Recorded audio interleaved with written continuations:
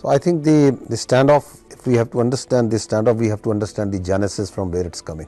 And the genesis lies in this reality that India is sponsoring terrorism, abetting terrorism in this region, especially in Pakistan, it's abetting terrorism. And instead of acknowledging that and dealing with that, it is hiding behind this fake narrative of terrorism. So that is the genesis of the problem. So you have a Pahalgam incident, instead of providing any evidence, because whatever evidence we have seen so far, that is so flimsy that how soon, within minutes, the fingers were started raising on Pakistan. Within 10 minutes, a first investigation report is registered in which it is established that the attackers came from across the border. Within minutes, their social media and media starts pointing fingers at Pakistan. And the fact of the matter is that 2 days ago, their foreign ministry spokesperson was asked on the progress that who are the perpetrators, and he is on record to say that the investigation is still continuing. That is the fact, that without having any evidence, and while the Pakistan is saying, the government of Pakistan came out very clear that if there is any evidence that you think is there that links it to Pakistan, you please provide it to any neutral body, to any credible, transparent body, and we are ready to work with it. Not opting to go for that very rational approach, unilaterally the Indians decided and they attacked mosques, they bombed mosques with their missiles, they killed children, women, elderly. There are 40 shaheeds, 40 civilian shaheeds, 22 of them are women and children.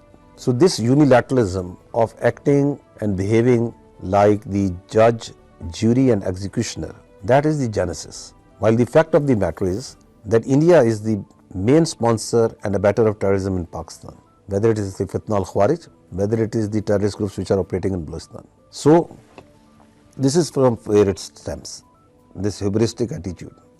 Now, as you asked, as far as the military is concerned, yes, the task that has been entrusted to the Pakistan Armed Forces by these people and the state is to defend its territorial integrity and sovereignty. This is that honorable task that has been entrusted to us, and we will defend it at all costs. That's what we told, that's what we delivered. So Pakistan acted in a very mature manner. We gave a retribution that was swift, that was brutal, and that put sense in the adversary to dial down and come down and face the reality.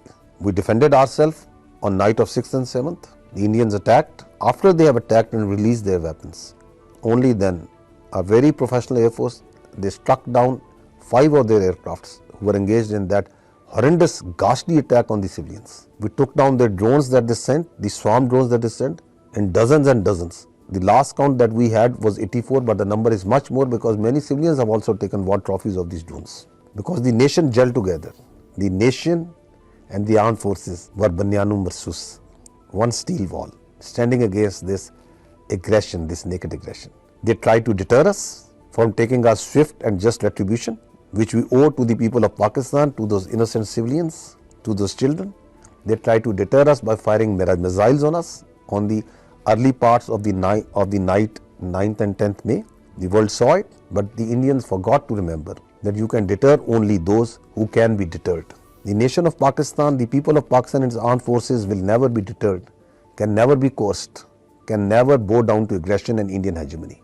And then you saw on the morning of 10th May that we gave the just retribution. That was again very mild, very responsible manner. We only struck at the military targets, not a single civilian infrastructure was targeted. We only struck those places which were part of that ghastly and cowardly attack that was made on the people of Pakistan.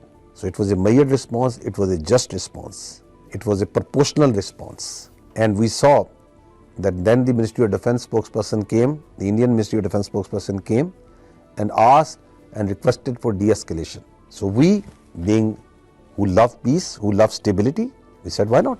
And the interlocutors and the international players also, after we have given the just retribution on their request and their intervention, so the ceasefire is now in place. So you heard about in one of the presentation, our naval colleague said about the silent guy. Yes. Let me also talk about another silent guy who did a great job, and that was our diplomatic corps. This question is actually directed towards our diplomatic corps. Very finely, very astutely, in a remarkable manner they engaged all. Why? Because we don't believe in violence. We are very sensible people. Our path is choice, our first choice is peace. And the international community, and you talked about America, being the bigger players, being the mature and the senior players, they have a much better sense of what was at stake, what was going on. They had a very good sense of the resolve of the people of Pakistan. So rest, I think it's for the diplomats and our foreign office to comment on that.